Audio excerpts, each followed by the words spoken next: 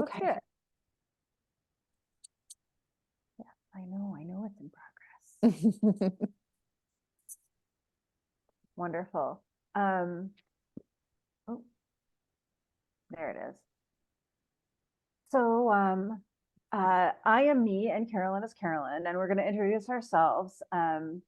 We co-edited the Educator's Guide to Climate Emotions. I'm a senior lecturer in English at Brown University. I also have been listening to people semi-informally about climate change for about almost exactly 10 years, actually, to the day. And I just wrote a book about it. So at the end of the call, I'm probably going to throw an address in the chat where you can learn more about that book if you wish to. Carolyn, will you speak about who you are? Sure. So I am an art teacher in public school in New Jersey, Lenape-Hoking, which we'll be talking about in a second. I'm a sustainability educator informally and sort of formally. For 20 plus years, I've been working with students in our school district in various capacities. And I have a very mixed background, degrees in English, psychology, and arts. I'm someone who's very interested in the intersections, which is probably what led me here to working with CPA and working with Kate and the other folks on our committee.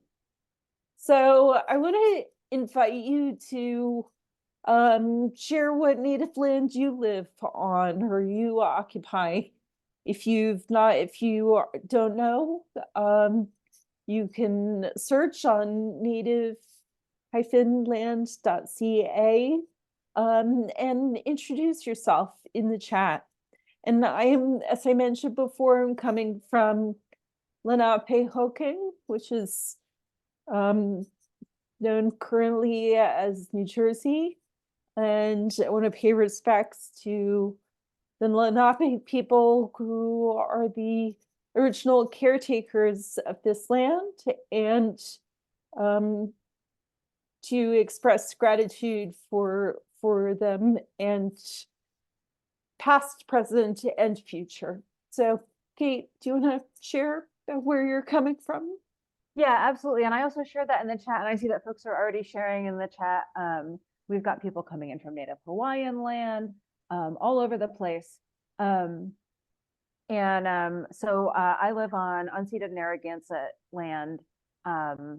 The main numbers of Narragansett people in this state now live toward the southern part of the state and along the coast. But a lot of people who live in the city, of course, have Narragansett family as well.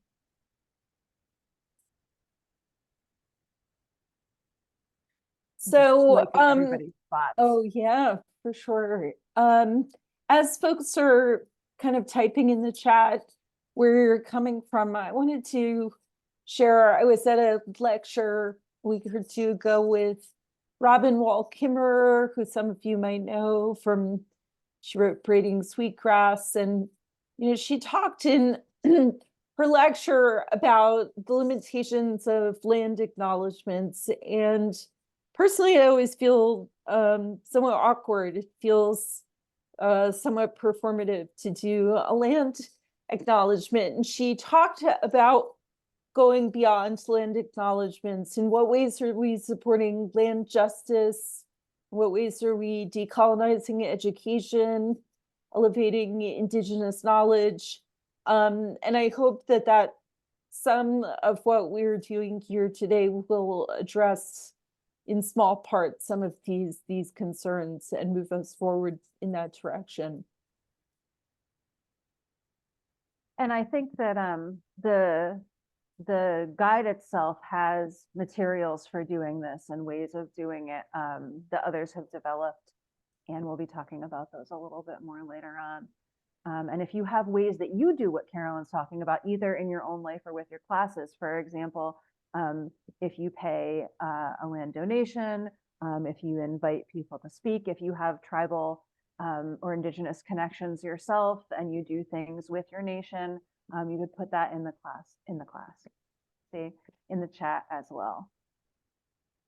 I'm going to say that in the chat. All right. So in the meantime, as you're doing that, I'm going to explain, and then we're going to do a very quick grounding exercise. Some of you may use these already in your life. However, if you are someone who knows that paying attention to your bodily sensations is not great for you, just skip it. I won't be able to tell. These grounding exercises for people who they are helpful for can help you just be in a place, weather intensity of emotions if they come up. So we'll do it now, but you can also do it anytime throughout our conversation together if what we're talking about is feeling like a lot. So if you're willing, I'm going to ask you to notice the places where your human form is in contact with other things, the ground, chair, couch, the bed, the floor, just where you're touching other things.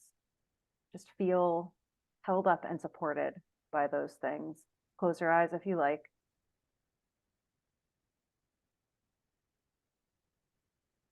And I'm just going to ask you, take a breath, let it out.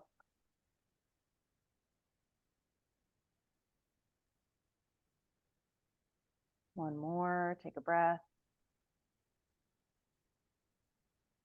let it out. And now, if you will, make a little cup out of your hands in your lap or on the table or on the desk or whatever you got. And just imagine and feel the sensation of water bubbling up through your hands into your palms.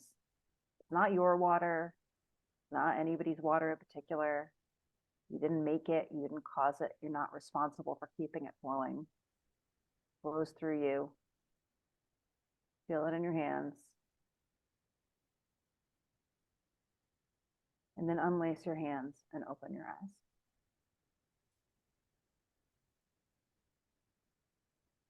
So I like to do that one because I know that as educators, as people who give care, as people who care about climate impacts, one of the kind of secondary things that can happen to us is we can feel like we are running dry, like we're running out of juice, like we're pouring out everything we have. And I like to do that exercise with my students and with people that I do workshops with to kind of remind us that water is life, that we're connected to life, and that life flows through us. We're not responsible for creating it or producing it. So that's one that you can, if you like it, if you don't like it, obviously you never have to use it again, but if you like it, you can use it anytime you want. Thank you, Kate. I enjoyed that grounding experience. That was helpful for me too.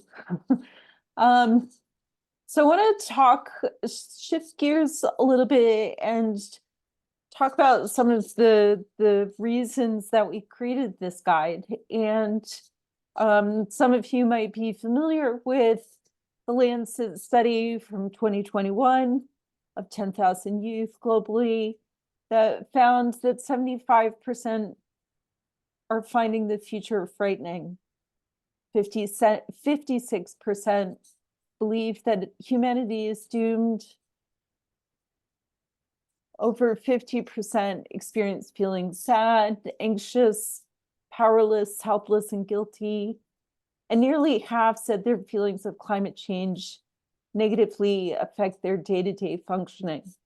And this was a really groundbreaking study, but it affirmed what we know and have experienced in working with young people, which is that it's oh, sorry. And I forgot to mention also that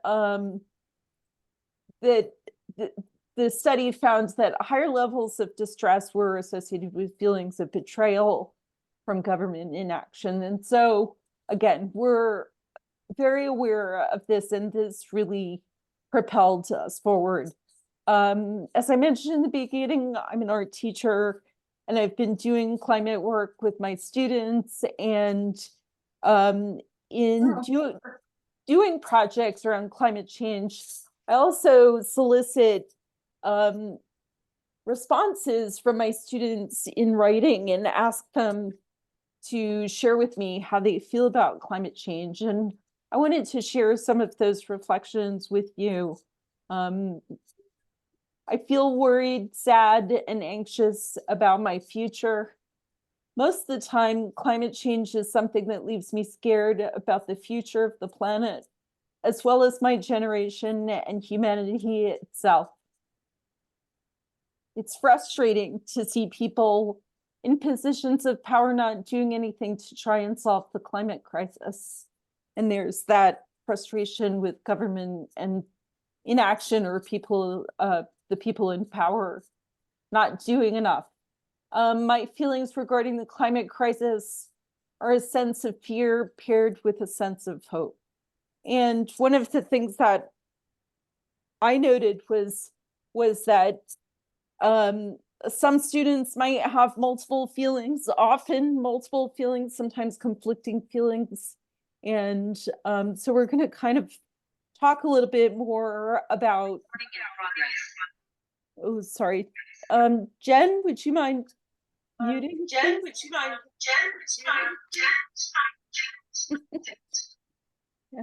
Let's see, I could mute Jen. Okay, there we go. All right, so given the situation, given the state of young people, what can teachers do? So we're going to review the guide that we created as part of Climate Psychology Alliance. Kate and I are both part of the Educators and Counselors Committee, and we worked with a team both on our committee as well as collaborated with young climate activists and scholars and a real broad range of folks, clinicians, to create this guide. And so what can teachers do? Teachers can help, teachers can understand climate emotions themselves, create space for climate feelings within their class, and help students channel their emotions into actions. So I'm going to talk a bit about kind of the first part of that, which is recognizing some climate emotions, just common ones that your students or people around you, your colleagues, honestly, might also have. Eco-anxiety is defined as the chronic fear of environmental doom, and it's a term that people often use, including clinical professionals, often use when they're talking about people's emotional responses to climate change. But there are a ton of other climate emotions that people might feel. Fear is one, grief is huge. Anger is very real. That's one of mine. Powerlessness, also very common. Overwhelm, right? It's way too much. Loneliness. Does anyone else feel like this, or am I the only one? Oh, guilt. Yep. I won't ask you to raise your hand if you have that, but I feel like that one shows up a lot more in grown-ups, honestly. But I know some younger folks who have it too. Solastalgia is a term that was invented to describe kind of homesickness for a place that you live in as it changes. And then there are a lot of people who are left without words in the face of the enormity of this crisis, what they know about it, what they have lived with it, what they anticipate. But for some people, it is also extremely motivating. They want to act, and it gives them a reason to act. Climate emotions can be anticipatory. As I said, it can be what you fear or expect is going to happen. They can be chronic, people kind of living with them in and out, on and off over time. They can be acute, very extreme and striking. And they can be in response to a crisis that has occurred or a piece of news. They can also be delayed. Something can happen, and then only later they can kind of come down on you, just as any other response to something traumatic can. We really wanted to hit this one hard. Regardless of the type of emotions a student experiences in response to climate change, all of these reactions are normal and valid. when I started listening to people about climate change 10 years ago, I think that what I really wanted was just to know that what I was feeling wasn't crazy. That was the main impetus for starting to hold these conversations. But also, when I think back, I now realize that when people had emotional reactions that were different from mine, I found it frustrating and aggravating and actually like a contributor to my loneliness. So something that you could think about maybe is, and we'll get more into this a little bit later on, is just if a student has a reaction that is not the same as yours, how can you make room for that reaction? And we'll talk a little bit about how that might be.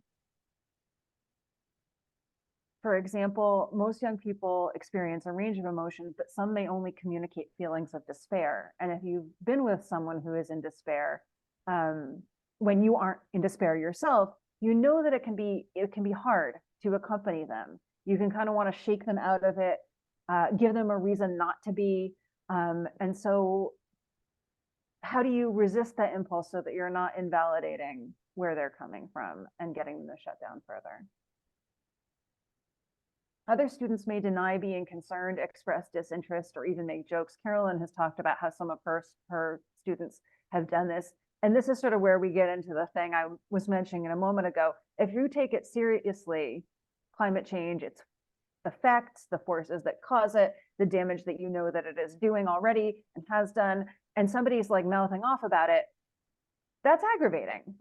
So acknowledging that that might happen, knowing that, you know, you're still going to have to be in the room with that person and make room for their reaction and who they are, while still also attending to the reactions of other students, so that you can learn together. Emotions happen in social contexts. You don't need me to tell you.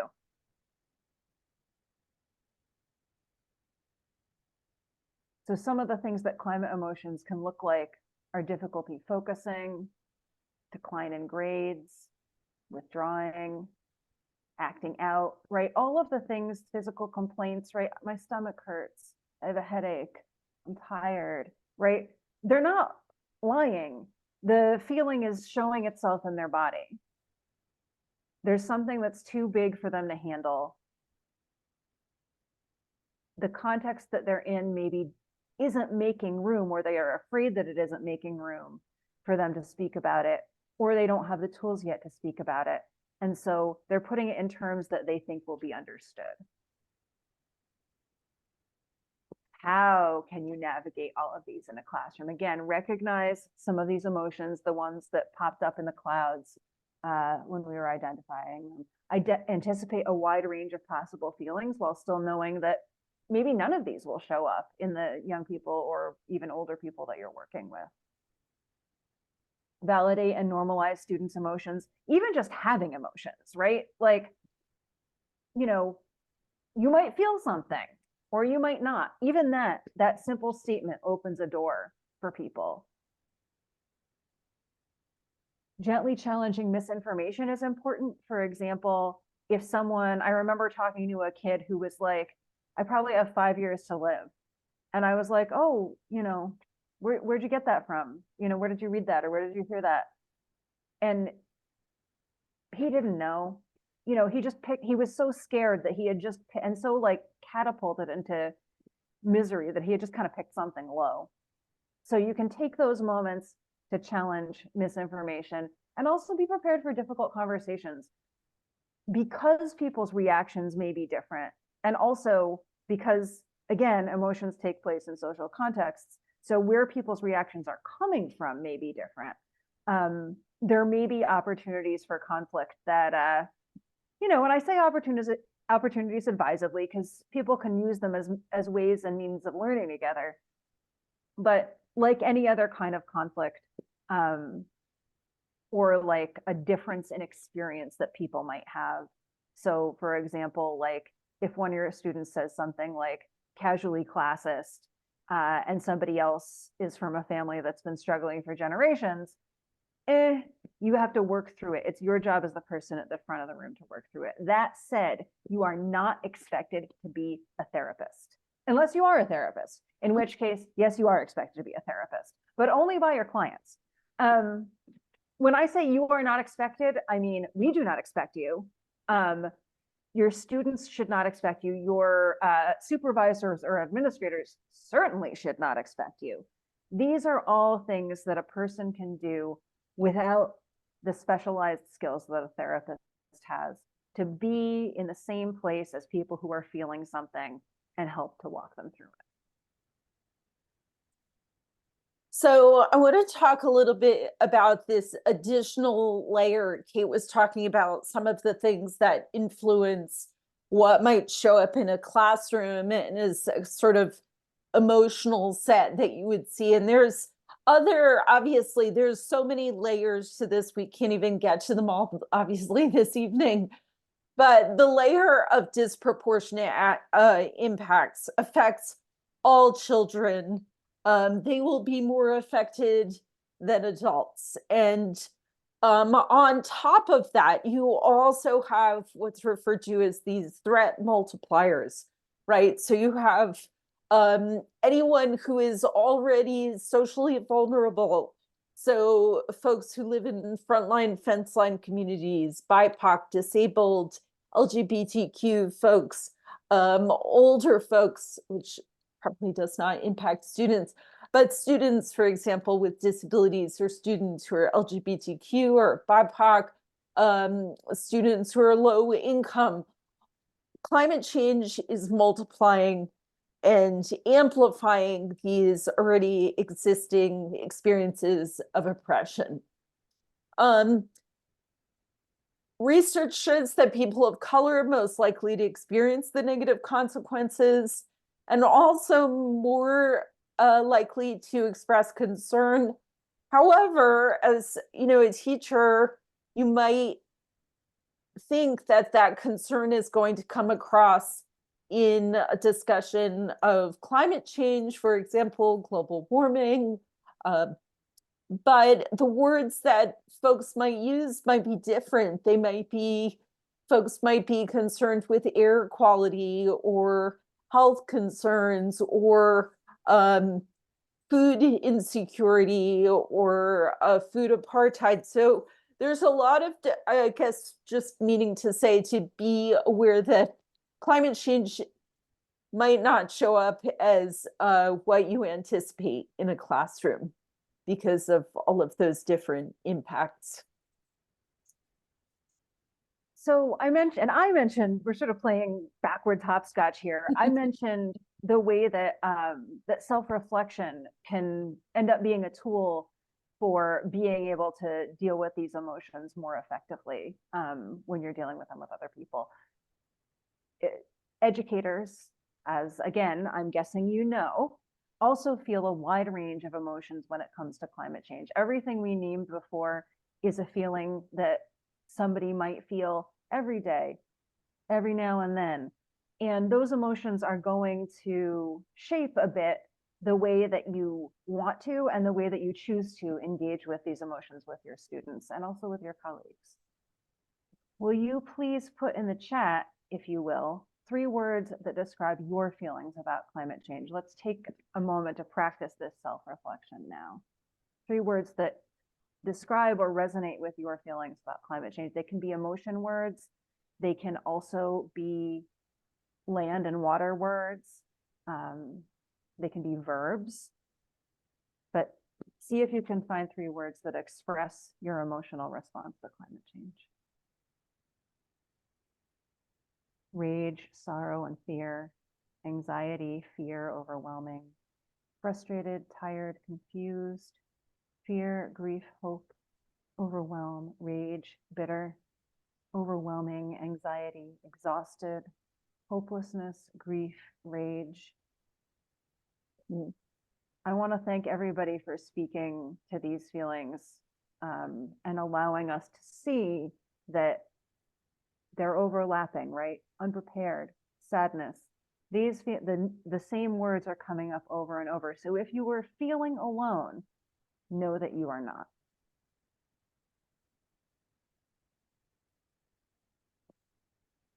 the climate researcher, I don't know how to say that person's name. He's Finnish. Do you want me or to, do you want me to jump on, Yeah. Kate? 'Cause this is, yeah, it so who? no, but I could just jump on if you want for a Yeah. sec. So Panu Pikala he's a climate researcher, has written quite a bit about the role of teachers and how they can serve as role models, and the ways that self-disclosure can be very powerful for students. And I think that there's some concerns, and I'll let Kate jump back in a second, about how much do you disclose about how you actually feel. And he argues quite powerfully that it can be a huge relief to students to hear that their teachers also struggle with these emotions as well. And like, if I could jump into that for a second, kind of related to that, being honest, but not overburdening students, a specific how for that, like a specific tactic, is to name the feeling without sounding like the feeling, like without dramatizing the feeling with your voice. So you're acknowledging the way that you feel. You're saying like, yeah, I feel scared about it. I feel sad about it. I feel overwhelmed too. But you're not sounding overwhelmed. If you can manage to do that, I think that it can help to strike that balance of being truthful, but not sending them a signal of distress with your voice that they will then feel responsible for dealing with. Forced positivity, it's tempting, I know, but it can really backfire. For one thing, if you work with young people, especially, you know that they can smell bull a mile away. They will know if you are faking. They will know if you are trying to promise them something that is not real. It's also, you know, why would you want to say something that you didn't think was true? If you do genuinely see opportunities for action, participation, I did see some hope in the comments in the chat. That's something that you can genuinely share with them. If you've found a path to responding to climate change that you're satisfied with, you can share that with your students. But you don't need to force it if it isn't real for you. And can I also, sorry, Kate, to interrupt again, but can I jump in again? Because, you know, coming from a K-12 setting, there is a lot of pressure to be positive. There is, I mean, it's teachers are, you know, putting tremendous amounts of energy into uplifting their students. And I think I have felt this pressure, and I know other colleagues have felt this pressure to keep it positive, keep it hopeful, not to poo-poo hope. But I think like coming in hard as a cheerleader can really, like Kate said, it can really not speak to where students are at with things. And in terms of stuff that you can really do, that you can say truthfully, like, hey, like this is useful to do, we got some of that coming up later on in the presentation as well. So both and formulations, rather than like, we're totally all doomed or everything is fine. Like, you know, it is bad, but we can deal with it. And this is what Britt Ray from Generation Dread recommends too. She's talking about parents speaking with children, but that's the formulation that she recommends is, this is bad and we will deal with it together.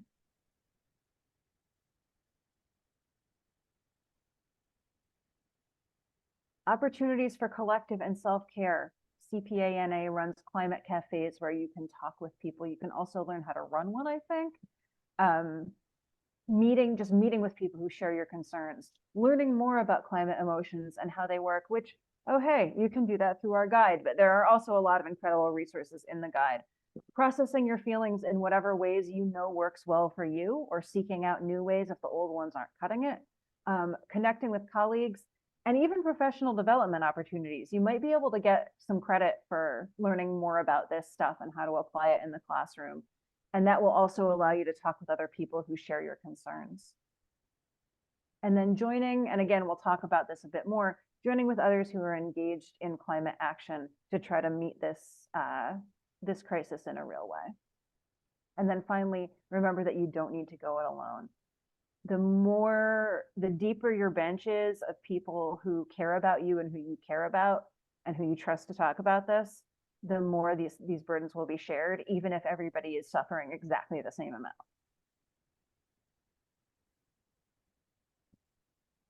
This is my thing.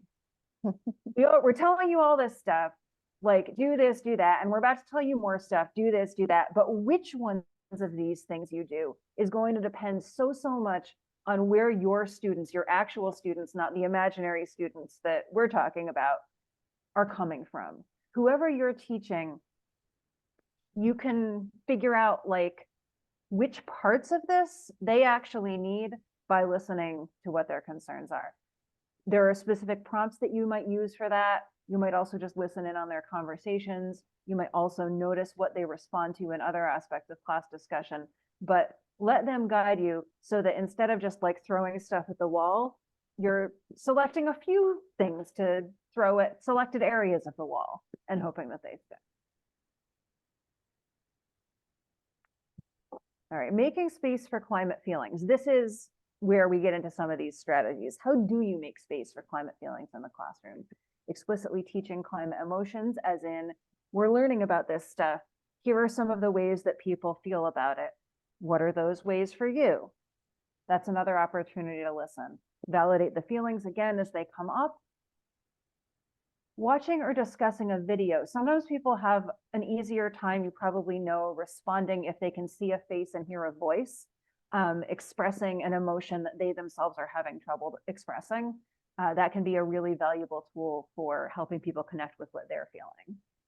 Okay, can I just jump in here for a second?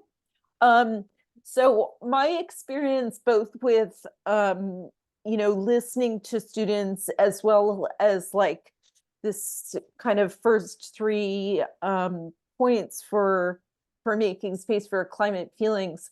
I find that my students have a lot of emotions that are beneath the surface that they're not going to be raising their hand and right at the beginning of a conversation say, hey, I teach high school, so hey, this is what I want to know. In some cases maybe, but I have found that the remove of watching a video and sort of looking and talking at it about it in a little bit of a removed sense is a little bit more acceptable, at least at some age levels. Making space and time for processing. This is a huge one because many of us who teach are trying to, quote, get through a ton of material in a very small space of time. It can feel very counterintuitive, and in some cases you might even actually like run into administrative trouble for making space and time to slow things down and get into like, hey, what happened there? What was it like to watch that? What was it like to read this chapter? What was it like to hear these facts? I hear you. Don't start a war with your boss, or do. Actually, I kind of endorse starting a war with your boss. Just make sure you have other people in your army.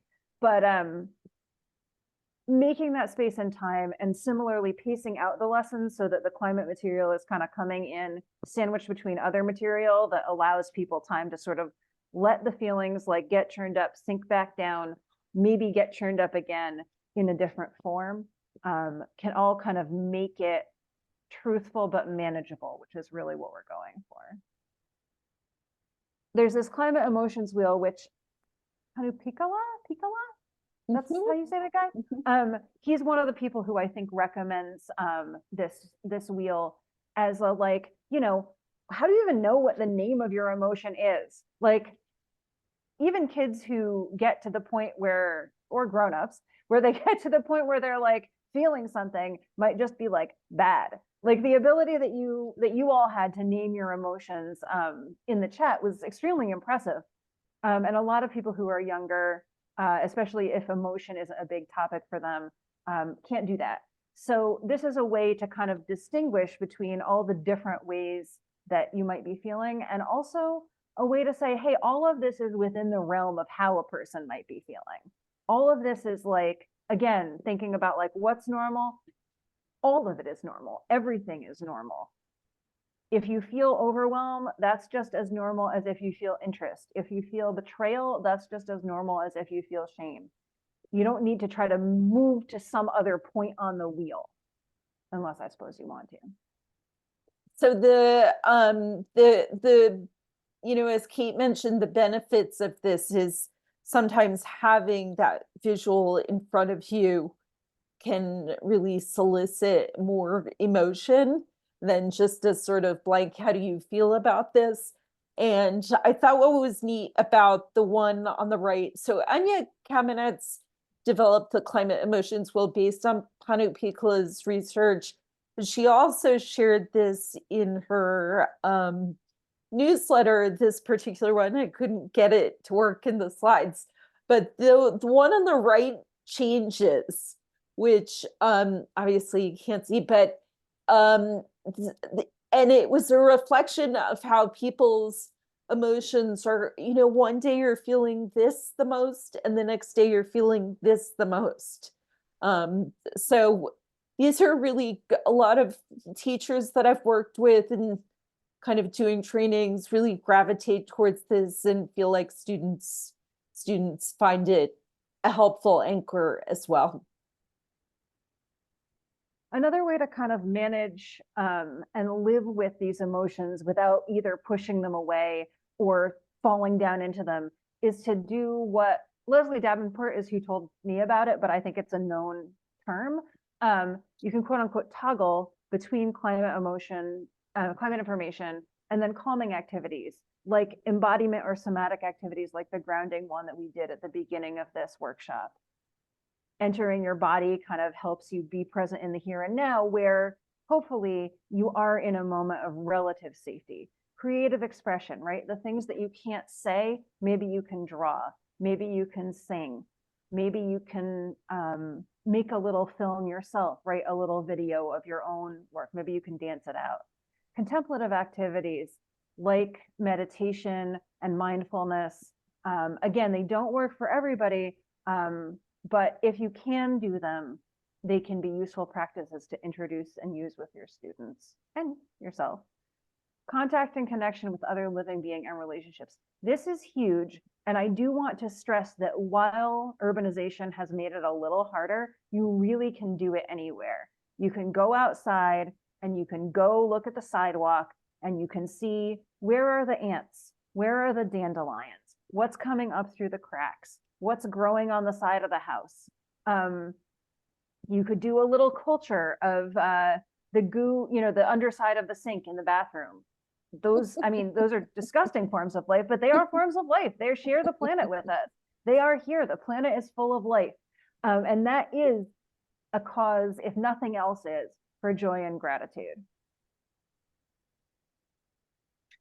So I want to talk a little bit about, how do you introduce climate emotions in different age groups? And again, my experience is primarily with high school students.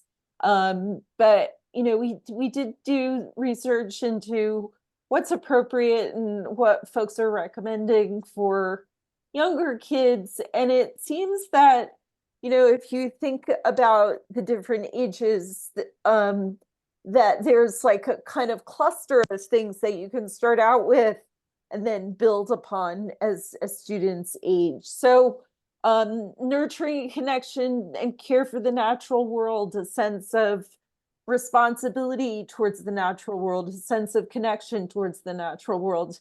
And that's not something that stops for just elementary students. How do these things continue as children develop and get older?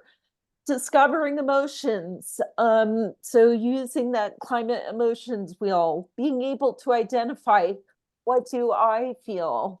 What are the multiple feelings that I have? And how do I support myself and other students through difficult emotions, through joyful emotions, through the range of feelings that we all have? Elementary students really respond very well to stories and to read alouds, and This is a way to introduce some really simple climate science. Climate justice can be introduced to very young children through storytelling. Um, and this is sort of an introduction to some of the things that we look at unfolding in the older ages. Young children might have an interest in helping families prepare for disasters. That to me sounds like terrifying that you would want your child to be preparing for a disaster, but the research has shown that it helps can be calming to children to know what to do and to participate to some extent in helping to prepare for what may happen.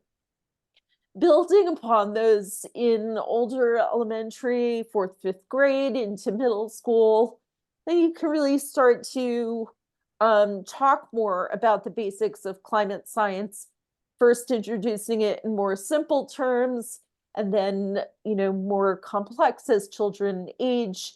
And then also integrating the teaching, like we talk about in the guide, integrating always the science with also the emotional awareness, right? It's not just, I'm going to just teach the science and the facts. It's integrating that with the whole person and the impacts from the whole person. Thinking about climate as a system, not just the way that climate functions, but the ways that climate interacts with political systems or larger ecological systems or human culture, and thinking about climate in that way, in a holistic way. Developing deeper emotional awareness, more ability to articulate feelings, and resilience, which is something we all need. Climate justice through diverse narratives, again, building on that, what started through read alouds and stories. How can you incorporate those most impacted by climate change through first person narratives and explicitly teach children the unequal nature of the way that climate is impacting people across the globe. Media literacy is extremely important because this, for obvious reasons, but also because this has a really significant impact on the way that children feel, that we feel, even as adults, but teaching young people to be critical consumers of media, and introducing concepts of collective climate action, which is something that we'll get more into in our presentation shortly. So my area of teaching has been primarily with high school, some middle school, but high school students. And so this is really when you can dig in, not that you can't dig in at the earlier ages, but of course it's my preferred age, but cross-disciplinary climate studies. We have a whole section in the guide about how to teach in this inter and cross-disciplinary way about climate change, because it's not just a science issue, right? How to integrate that with other systems and also consider the emotional integration, further deepening that emotional awareness, ability to regulate your own emotions, as well as to support those around you through co-regulation of emotions. Intersectional allyship. Students are just developing concepts of understanding intersectionality, what that means, how different forms of oppression overlap with each other and influence each other, and how they can be allies in the fight for climate justice. Really deepening the media literacy, which again we go into in more detail in the guide. Understanding where power is held, how is power held, and where are opportunities for students to take action. through regional, transnational opportunities. So just wanted to, if you could pop in the chat, what are some ways that you can think of if you're a teacher, or if you're have worked with young people, ways that you can integrate climate emotions into lessons that you already teach. If you want to pop some of those ideas in the chat. And then that can be a resource for everybody, Mhm. including me. I'll just say that as, you know, as an art teacher, I mean, it's a sort of very easy way to explore the emotional impacts of climate change is through art, and is, you know, through, we talk about the color choices and the ways that you depict something, communicate your feelings. So it's, you know, I have a sort of easy subject area to integrate climate emotions into. But Kate, do you want to talk a little bit about perhaps the ways that you have integrated it in your teaching? I was going to put it in the chat like you told us. Oh, sorry.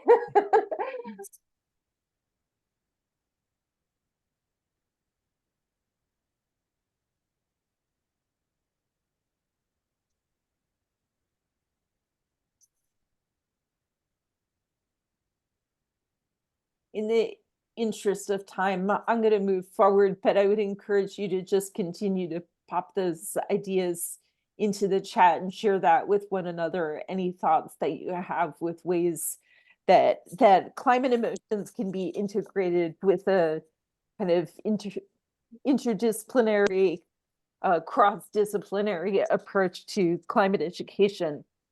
So we talked at the very beginning about the going beyond land acknowledgements, and in our educator's guide, we talk about how Indigenous people globally are protectors of biodiversity and the holders of um, um, generations of ecological knowledge, which is also known as traditional ecological knowledge, or TEK.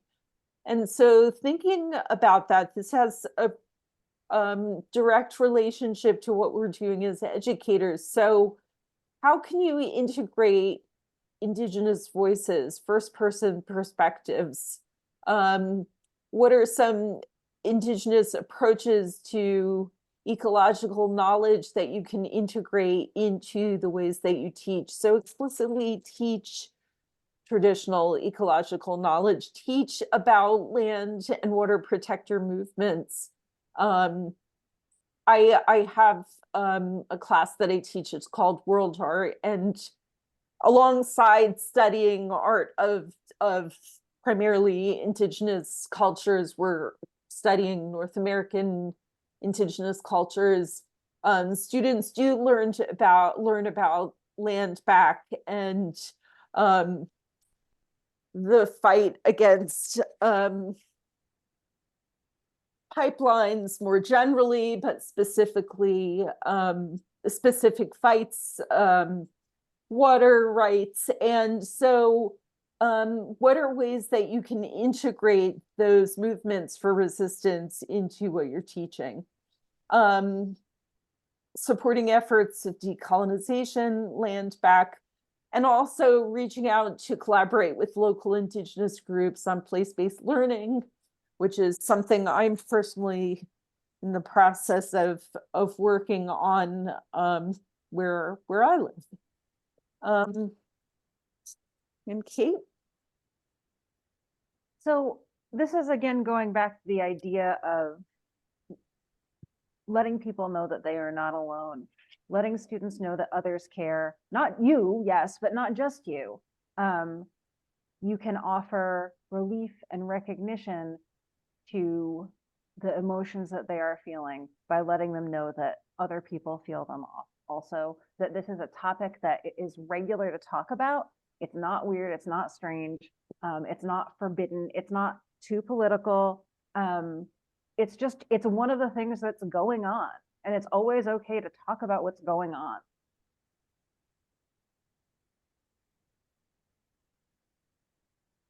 This is from the Yale program on climate change communication, which is an incredible resource. Just if you are, it's especially useful if you're sort of looking to make a case to somebody about why it's worth talking about this stuff, because one of the things that you can see by looking at it is that people are either alarmed or concerned mostly. That's mostly what people are feeling. If you add up that 29 and that 26%, you get more than half of people.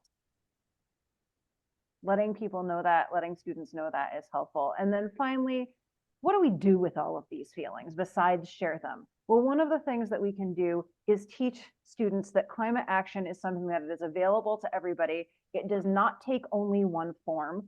There are many ways to participate in your community that are also beneficial to the climate. These are some of the things that people often think of when they think of like, what are climate solutions? Some of them are architectural, some of them are structural, right? Like if you have a compost pickup for your city, certainly eating less meat and contributing less to the factory farming of meat, fighting for bicycle infrastructure in your city, sharing rides.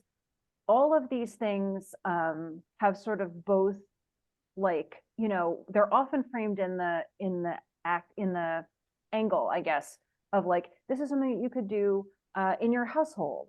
But many of them are actually community and neighborhood level solutions, and talking about them that way can also give students a sense of community power. So a much more common thing that I see all the time, right, is like, you know, oh, ride your bike to school or work to burn less climate warming gasoline and reduce traffic congestion.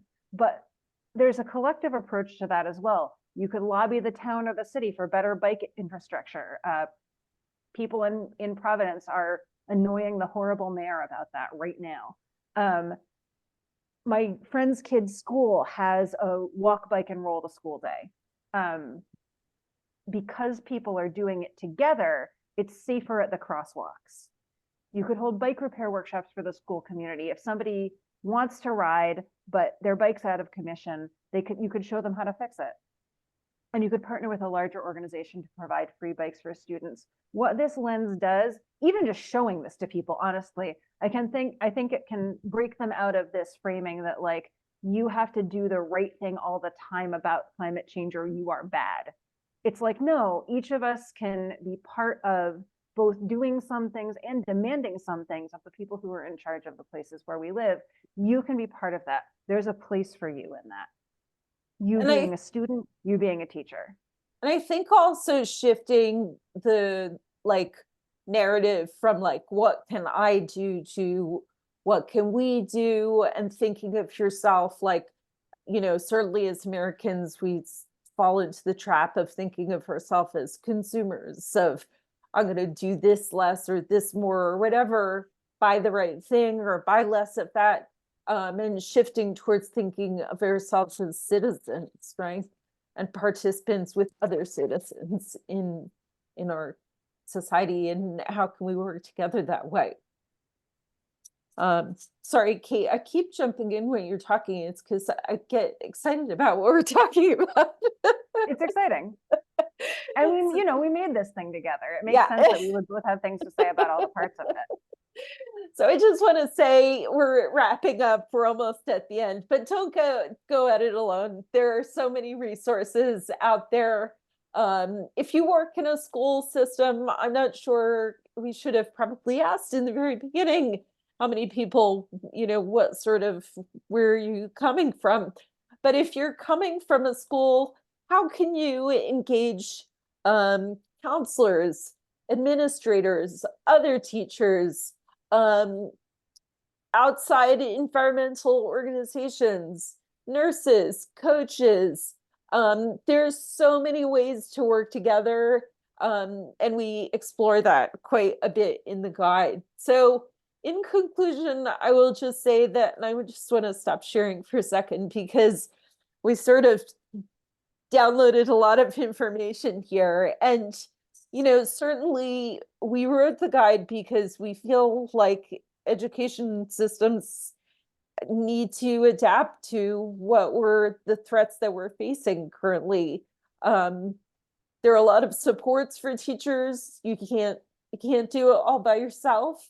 We hope that this is a step in the right direction, and just want to thank you for being here with us this evening. And we're at 8 o'clock. I can stay for a few minutes if people have Yeah, if people questions. have questions, I could take a last minute question if folks have questions. And I just wanted to say, if anybody is thinking of a question to write in the chat, that this is for Kate and I is just a sort of introduction, and we are looking to have sort of, this was like a skimming the surface, right? It was very very broad, and we didn't go in depth into really anything, and we're hoping to do more of these and kind of go more in depth and have more experiential components for folks, as well as more in-depth opportunities for educators who would like to dig into the guide and use it in their classrooms and educational settings. So, Oh gosh, and if anybody wants to buy my book, you could do that there. buy Carolyn Kate's book. Carolyn made me say that. No, but truly, like, and you can also, you know what, I'm just going to throw my email address in the chat here, because if there's things that you'd want from a follow-up workshop, we can at least take that under advisement. We can't promise that we'll do it because it might not, the things people want might not be compatible, but we'd like to at least know about them. So if you're like, ooh, I'd really love a workshop on this portion of the guide, let us know. So there's a question about where people can access the guide. One moment. And yeah, I should have had that ready to go. You might find it faster than I do, because I got you. too many things open here. Momentito. And I will just also plug our amazing team at Climate Psychology Alliance, and thank you, Barbara, for being our administrator this evening, and Barbara and Rebecca for being our wonderful guides from CPA, and our whole group from the Educators and Counselors Committee who worked on this guide for a bit over a year, and as I said, in collaboration with lots and lots of people. I think that there were 20 plus people that were involved in the whole thing. So it was definitely a group effort.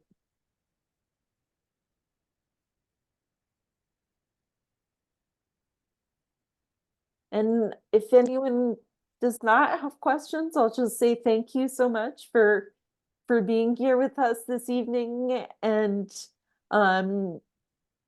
I hope that we see you all again soon. Thank you all so much. Good luck. Thank you. Thank you for coming. Thank you, Brianne. Thank you.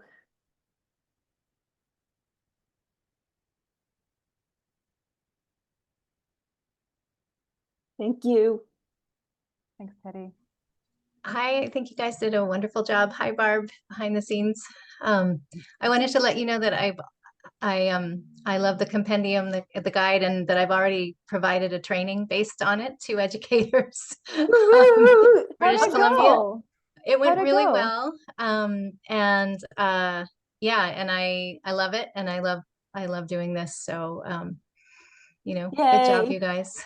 Thank you. Awesome. Thank I'm you. so glad that people are finding it useful. That delights me. That's the goal. That's the goal. Where are you located, Teddy? Well, I'm in BC, in Canada, but I work a lot in the US online. So okay. And I know Barb. Yeah, Teddy and I follow her around whenever I can. We follow each other. Yeah. So Good to anyway, see you, thank you. Jenny. Wonderful job Oh, and thanks. take care. Thank you. Bye-bye. Bye. Bye. Bye-bye. So I didn't have a chance to, oh, I'm gonna stop recording.